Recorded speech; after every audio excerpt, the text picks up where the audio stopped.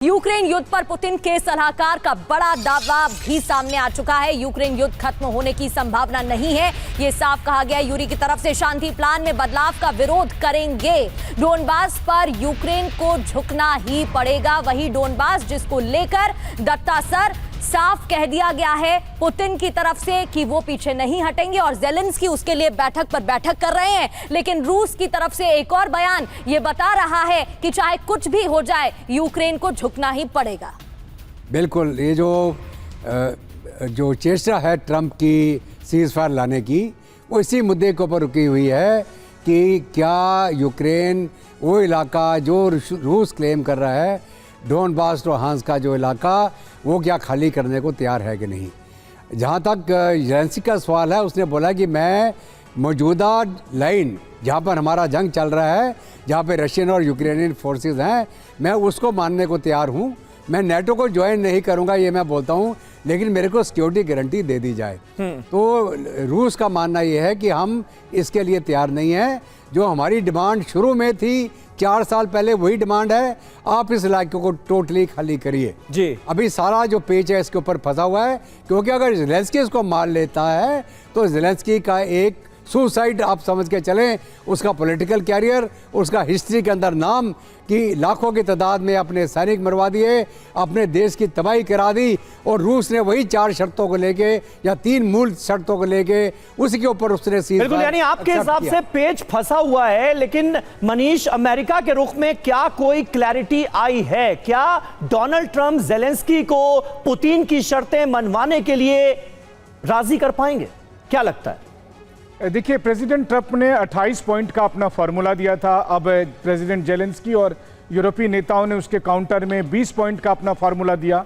और आज की तारीख में जब हम और आप बात कर रहे हैं, तब भी यूक्रेन और अमेरिकी डेलीगेशन के बीच बातचीत हो रही है उस 20 पॉइंट के फार्मूला को लेकर। लेकिन इससे पहले क्रेमलिन ने यह साफ कर दिया है कि ट्रंप के प्रस्ताव पर तो हम राजी थे, लेकिन ज़ेलेंस्की और यूरोप के प्रस्ताव पर हम राजी नहीं हैं। बल्कि उन्होंने एक नई बात भी कह दी है कि कहीं ये यूक्रेन का धोखा देने वाला कोई प्लान तो नहीं है। तो मतलब वही बात वो कह रहे हैं जो उनके साथ मिन्स्क 2 एग्रीमेंट के बात हुआ था। तो अगर उस जगह पर क्रेमलिन का सोचना है तो इसका मतलब यह है कि वो यूक्रेन के इस 20 पॉइंट फार्मूला को नहीं मानने वाले हैं। रही बात डोनबास, क्रीमिया जैसे जगह की, तो उसे लेकर रूस का साफ तौर पर है कि अब हमारा हिस्सा बन चुका है, इसकी 1 इंच जमीन हम वापस नहीं करेंगे। तो अब ऐसे में ज़ेलेंस्की के लिए तो यही है कि ना खुदा मिला, ना विसाले सनम, ना नाटो की सदस्यता मिली, ना यूरोपीय यूनियन की सदस्यता मिली, और पूरा देश जो है वो तबाह हो चुका है। बिल्कुल, और शायद इस वजह से पॉलिटिकल प्रेशर भी है। अपने करियर को देखते हुए भी वो कोशिश कर रहे हैं कि जो सिचुएशन है उसको संभाल लें। बढ़ते आगे, यूक्रेन युद्ध पर फ्रांस के राष्ट्रपति ने बयान दिया है। मैक्रो की तरफ से बयान दिया गया कि रूस का तरीका युद्ध भड़काने वाला है। अमेरिका, यूरोप, यूक्रेन शांति चाहते हैं, इमानुएल मैक्रो की तरफ से कहा गया। और रूस की हर बात मानना छोड़ दे अमेरिका, ये कहा है ज़ेलेंस्की ने। डोनबास पर रूस का अड़ियल रवैया है, यूक्रेन डोनबास को बिल्कुल नहीं छोड़ेगा, ये ज़ेलेंस्की कह रहे हैं। कुपियांस पर अब भी यूक्रेन का ही कंट्रोल है। और ज़ेपोरिज़िया की बात करें तो यहां पर रूसी सेना को बढ़त मिलती हुई दिख रही है। तैनाती बढ़ा दी गई थी। ज़ेपोरिज़िया में रूस की सेना को बढ़त मिली है। ज़ेपोरिज़िया में रूसी सेना के कब्जे का दावा, और हुलियाई पोल में पहली बार रूसी सेना घुसी है। तो एक और कामयाबी रूस को। तो एक-एक कर कई क्षेत्रों पर रूस की तरफ से कब्जा किया गया। और ज़ेपोरिज़िया की बात करें तो यहां पर भी रूस को बढ़त हासिल हुई है।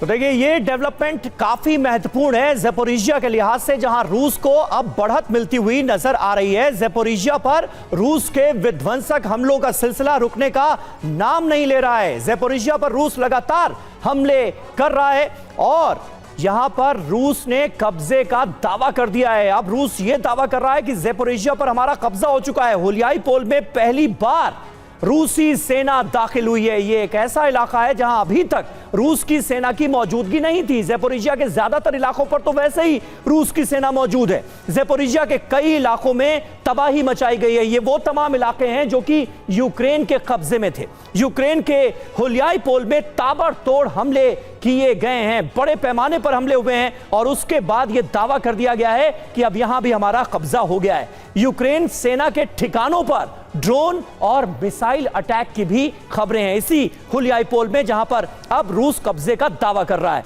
रूसी हमलों में यूक्रेनी सेना के कई ठिकानों को तबाह कर दिया गया।